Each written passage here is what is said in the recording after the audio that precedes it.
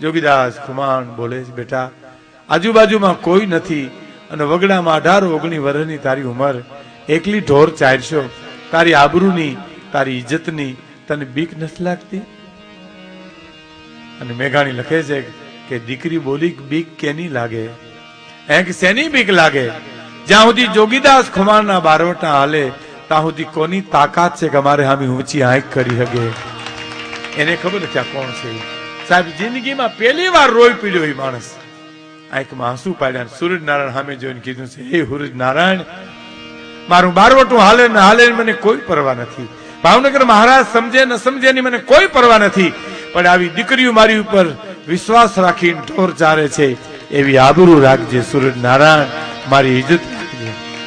એટલે હમણાં 2 મહિના પહેલા દિવ્ય ભાસ્કરની પૂર્તિમાં ગુણવત્તાને લેખ લખવો પડ્યો કે અટાણના રાજકારણીઓ કરતા 1000 ગણા સોરઠના બારવટિયા હારા નીતિવાન હતા.